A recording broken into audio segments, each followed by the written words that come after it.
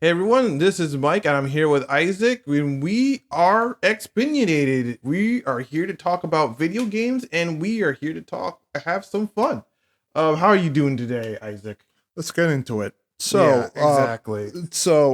earlier there was a podcast that we did, State of Play, and one of the more interesting games that were brought up was the Marvel Token game, which we just kind of learned was its fighting spirit, or Yeah, Tokon stands for fighting spirit. yeah, so a bit of a redundant name on Yeah, so Token essentially, Marvel or fighting Spirit spirit, fighting Fighting souls. Souls, which yeah, that's a very interesting pick. But you did mention that we could talk about this game pretty much for a longer period. So that's what we're going to do. We're going to talk about what was released back on State of Play, which I'm going to start to admit surprisingly was a very interesting choice to close out that State of Play.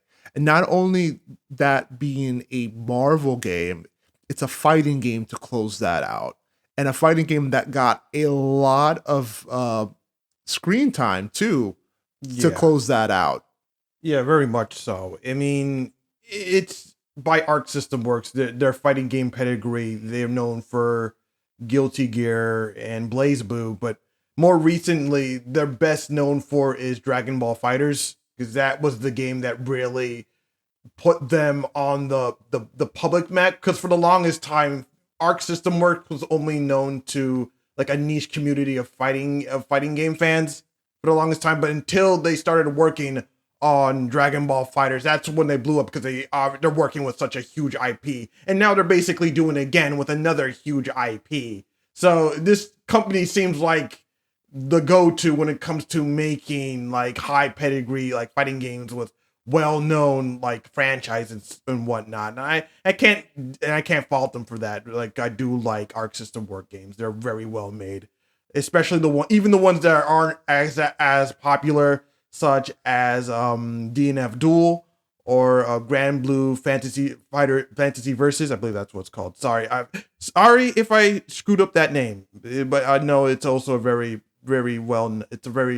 well known franchise in the gacha space. Anyway, before I get sidetracked, yes, Marvel Tokon looks very impressive, and now I know a lot of YouTubers, influencers have already done some deep dives, especially Maximilian Duve did a deep dive on what he figured the gameplay will be like.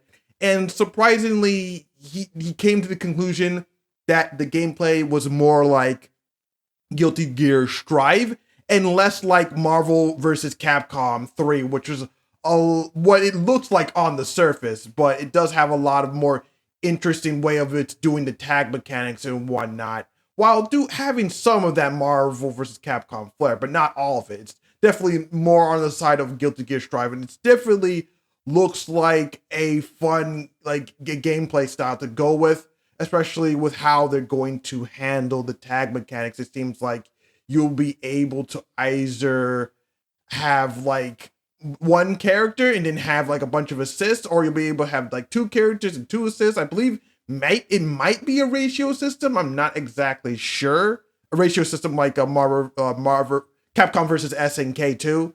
That thing had that ratio system where you could have like either one strong character and like multiple weaker characters, or have an even split on characters. Is a very cool system, and seeing if that gets added into Marvel Tokon, that would be really cool, I would say. But you taken like any like examination of the gameplay elements? Do you that's whatever was presented in the video? Do you feel like you could point out something particular that caught your eye with how the game was portrayed? My biggest concern about the game is I feel like the 4x4 mechanic could be a bit of a gimmick, and I did mention that earlier into our last Oh podcast. yeah, And that's absolutely. not only by the issue that I don't. And again, it is not. I understand where we've been. We've been kind of in this bit of limbo in terms of what do you do with the tag mechanic fighter right now, because we really hadn't had any in a very long time. I understand there's been a situation under Marvel versus Capcom, Infinite not being the best game, and that kind of left a bit of a sour taste in everybody's mouth, moving away from the genre. So with that honestly being said, looking at it from the surface, again, the game looks gorgeous and beautiful. It really just adds that anime flair into it, which which was very, very um, pushed by Marvel, that they Yes. make their own style of a game, Yes. and it really does show. It really does has that very exaggerated flair.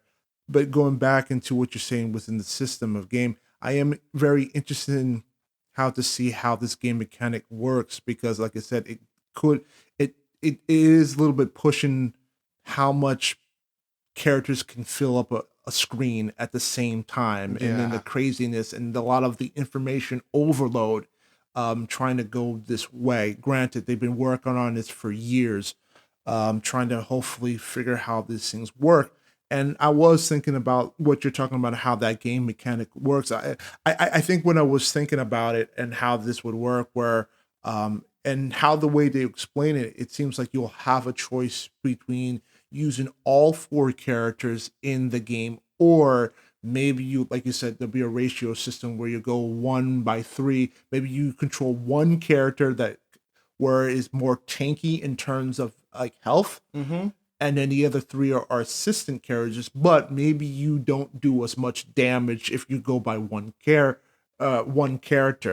or maybe you do more damage if you go by one character. Like the opposite, maybe you control like 3 characters. It becomes like a balancing ratio. Like the stronger the character, the more you probably won't deal as much damage, if that Yeah. makes kind of any sense in that retrospect. So that was what I was trying to think. I feel like that might be the way that they're going in that game, where, like I said, the more characters you use, you have more versatility, but you probably don't do as much damage. Yeah, and then that makes sense to me. I mean, as it stands, we obviously it's just speculation at this point, right? It's just like we obviously don't know what exactly they're planning. They did say a little bit hint of what they're trying to go for in the whole little, like, developer interview that came after the whole trailer.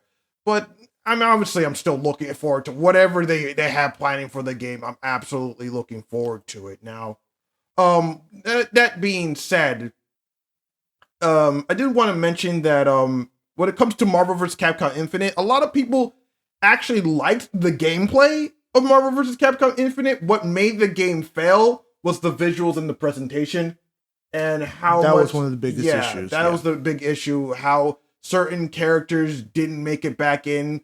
Most specifically, being X-Men and the Which was Fantastic Four, which was more of a copyright issue at the because time. they were owned by Fox. Correct, At the time. back at the time. It's just Yeah. X-Men and the Fantastic Four were not in the game, and they're huge staples of Marvel vs. Capcom, especially the X-Men, Wolverine, and Storm, and those characters. Not much the Fantastic Four, more of the X-Men Listen, characters. however, when it comes to Marvel vs. Capcom, Doctor Doom is a huge staple in Marvel vs. Capcom 3, and to see him not return in the game was a huge blow to the community, because everybody loves Doctor Doom's foot dives. Like, those foot dive combos are just, amazing, and they're just fun to watch. And he's just a very huge staple in the game. So not having him in the game in specific was a huge blow. That being said, like, again, like Marvel vs. Capcom Instant, it was a good game, and eventually people did come around to it, especially nowadays, especially now that people are more accepting of certain characters. Like Black Panther actually replaced Wolverine, and back in the day, they called him a quote unquote Wolverine function, and then people didn't like that. Like, no, you can't just replace the two and just say, like, okay, they're the same. Like, the people didn't like that. And also the whole fact that they tried to give the game more of a MCU flair, especially with the story mode, that also turned a lot of people off, because they felt like the story was like rushed and forced. And obviously a lot of the characters looked very off, especially that Chun-Li render. Like, a lot of people were off about that for months. But anyway, still, it's just like the whole game was fine. It was just the presentation, but it did sour a lot of people's interest in Marvel vs. Capcom, and now it begs the question: basically, is the Marvel vs. Capcom series cooked at this point? Because this game looks like it's going to be a replacement to Marvel vs. Capcom, and I would say no, not really, just because the Capcom side of Marvel vs. Capcom is also such a very prominent like essence of the game that even if you take it out, that nothing can really replace that essence. So, and I feel like Marvel vs. Capcom 3 is still such a popular game. If you could just recreate that and slap a 4 with that with the more characters and stuff like that, I still think it would do very well. And like obviously Marvel Tokon is also still doing a little bit of its own thing. Again, it's more the gameplay is more closer to Strive than it is to Marvel vs. Capcom. So I do feel like they can coexist at the same time. And not to mention that Capcom has been trying to get people reacclimated with the Marvel vs. Capcom series since just recently they released the Marvel vs. Capcom collection. And I don't think you would do that if you didn't want people to just forget about Marvel vs. Capcom. I don't think they've can't. Well, that's really tough to say because probably the only way that you would be allowed to make a Marvel token character if your contract lapse. Yeah. Because I don't think Capcom would want to lose a very big $1 billion IP to a fighting game rival. So that doesn't honestly make sense. And that's what was thinking in my mind. Does it make sense? Should Marvel and Disney had gone back to the Capcom table to try to figure something out? Like you said, they were bringing back the fighting game collection to reintroduce people back into, again, nostalgia sells. So it's probably another fighting game collection to build off profit. But you like you said, it was also used as hopefully a tool to also kind of gauge fan interest again with these games. So with that being said, did it really make sense to not go back to Capcom at the table and figure, hey, let's try to bring a true Marvel vs. Capcom, I guess 5, because Infinite is technically 4, if you want to say that, and really try to work on that than saying going to another rival, because nothing against Arc Systems, like you said, they feel more of a niche fighting game Pacific community. That's not to say they do other games too. I've seen their libraries, but in a business term, it felt like it made sense to stick with Capcom because Capcom was the bigger name. Mm-hmm. Everybody in the gaming community outside in a broader sense knows that because you have your fighting game collection, you're sitting alongside staples like Street Fighter, like Resident Evil, like Mega Man, all these games that sit alongside of it. So I was really interested in the business point that would go really more of a nature hardcore direction with Arc Systems moving forward. And I think what's also going to be very interesting under Arc Systems demographic, we get to kind of see these characters in a completely different light. It's going to be interesting to see their move, like off the chain. Their movesets are completely different because we've been so ingrained in how Captain America has fought or how Spider-Man has fought in the Capcom games. It's really going to be interesting to see how they take their interpretation of all these characters and how they expand their move palette, because I could see that people would expect Spider-Man to play in Arc Systems to play the way that he did in the Marvel Capcom, and that probably won't show. So that is also going to be a very interesting that's going to be experienced. Yeah. Well, here's the thing. Well, like I said, like obviously it would have made more sense to go with Capcom since they're a bigger, more well-known name. But like I said, Dragon Ball Fighters basically put Arc System Works on the map because they worked with such a huge IP that everybody well knows. Now, basically, a lot of people know them as the guys that made Dragon Ball Fighters, and not to mention that the same development team that specifically worked on Dragon Ball Fighters is working on Marvel Tokon. It's because the Guilty Gear team is also a separate team within Arc System Works. Mm-hmm. So to see the Dragon Ball Fighters team back at it again to work their magic on this game is definitely going to help this game do numbers. I also, and I'm not trying to put this a slight on Arc Systems, they also kind of remind me a bit of the Koei of how Koei tends to make those Mushu Dynasty games? Mushu games. Yeah. They tend to be that company you tend to go to if you want to make a Mushu game. And I'm not saying that they're slapping on paint repeat style for every situation game. Definitely don't. But they feel like over the years, I felt like they built that. They're the company you go to if you want to make a fighting game. Like you said, Dragon Ball Z is what put them on the map, which, by your credit, I'm shocked that it took them this long to make a really good Dragon Ball Z fighting game that's in a 2D. Again, that mastered that art style, that actual shell shaded style of the game. So again, listen, I think it's going to be very interesting to see how it works. And another issue that I have a bit on too, it really fighting games, and again, I don't know where fighting games are. I do worry about its shelf life moving forward as the game does develop, because knowing how fighting games move through it, 1 or 2 years, everybody's talking about it. In year 3, people probably are not interested. People are kind of waiting for the next iteration of Street Fighter, the next iteration of Mortal Kombat. The other bigger fighting games right now in the community. Or like you said, maybe Capcom says, hey, we come back and we make a Marvel vs. Capcom 4. Do people start to swerve back to their side? So I do worry, again, really interested that they pick this game to end off the state of play because of just how the shelf life of fighting games are, unless you're really into the community, or, the only way that you keep this game up is through maybe some of the better esports fighters that are still going through Codebreaker and Evo and try to keep this game live. So, very interesting pick. Well, to be fair, I think when it comes to Marvel in terms of digital entertainment, it's definitely on the rise. Oh yeah, right now, especially not only Marvel Tokon, of course, you also got Marvel Rivals, which ironically I was just playing a few minutes ago before we started recording this, and it's just people are slowly getting interested in Marvel in a big way. Like NetEase is doing wonders with Marvel Rivals.